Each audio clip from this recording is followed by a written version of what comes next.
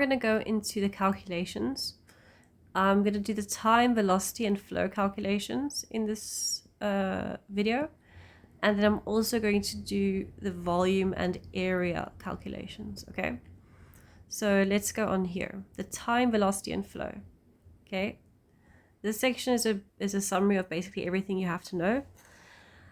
E in this case, I think is a typo. I think that should be F. I'm not entirely sure. Let's just say it's F because I don't see an E anywhere else. But we're going to be thinking of the solidification. All over here, we're going to be thinking about solidification. That's why we have the S, the time to solidify.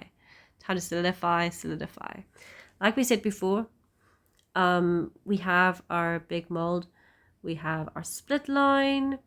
We have our sprue.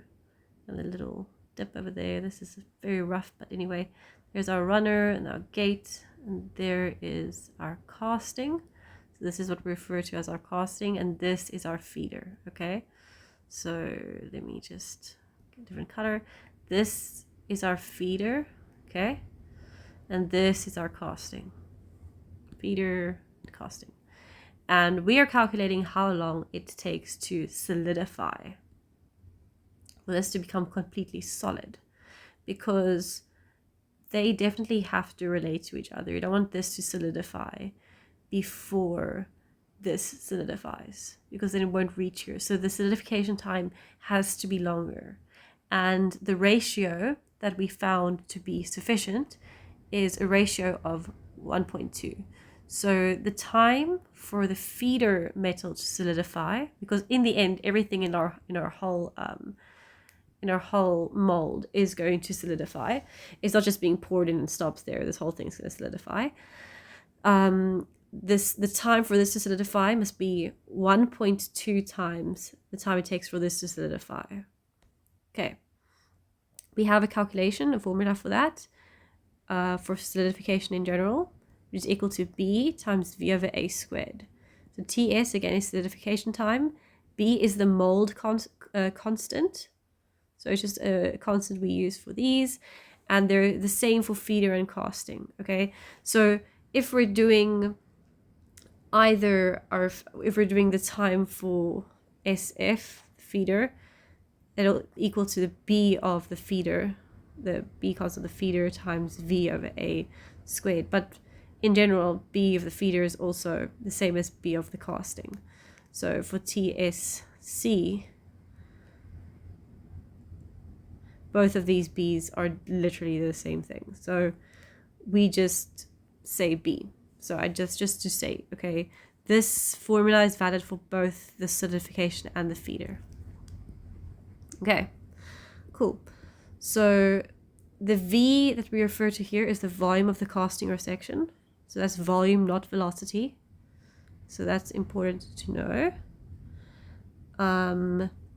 Maybe I think just in general, like we did with fluid mechanics, it might be simpler to write it like that, because big V always confused me with velocity. So maybe rather write that for volume. Volume over area squared.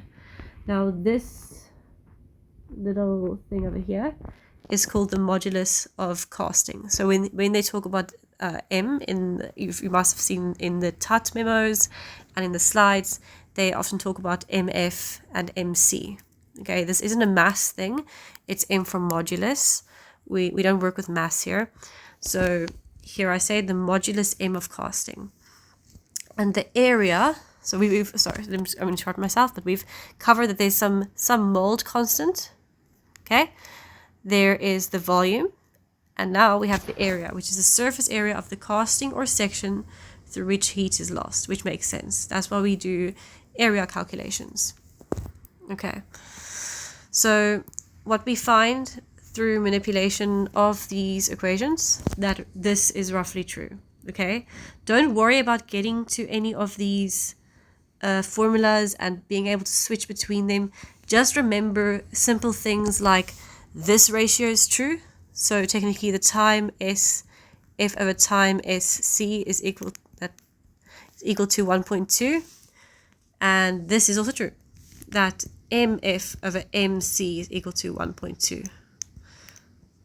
Okay, So 1.2 with a feeder on top and the casting at the bottom. Makes sense because, yeah, sorry, it does make sense, but if you just want to remember the order for this fraction, obviously the feeder, that's where the metal enters first before going to the casting. So just remember that's at the top of the fraction.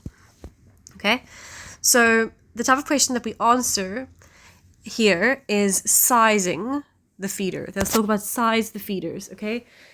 And that all has to do with all has to do with the time it takes to solidify the metal in the feeder. Because anytime we design our feeder, we're thinking, okay, I must have an area such that it solidifies 1.2 times slower than the casting.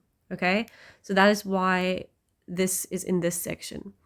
Since we know this relation and also this relation and this relation, you can literally sub for unknowns and then find the missing dimension that you need. So for example, if you chose your feeder to be a cylinder, okay, then you can sub the formula for a cylinder volume into here and on that side, and then you find the dimension that you want. For example, either length or diameter. You may need to iterate, I think, if you need to solve for length and diameter, but then just choose a smallish diameter, find a corresponding length, and then check that it actually does comply with these. But that is basically what we're doing when we say we're sizing the feeders, and all the time calculations have to do with this. Okay, so next we have the velocity and the flow calculations. And here, the notation that we speak of is SE, R, and G, okay? So we're talking about these parts of the mold. We're talking about the sprue exit, okay? The gate, and the runner. Okay. Something to notice is the maximum velocity, or the speed at which the fluid is being poured into, so the molten metal is being poured into this thing. At any point, it must not exceed 0.5 meters per second. So you should know this because sometimes you need to design or find a certain unknown, and it's hard to do if you don't have some constraining factor. This is one thing to keep in mind. This is the maximum speed that you design to.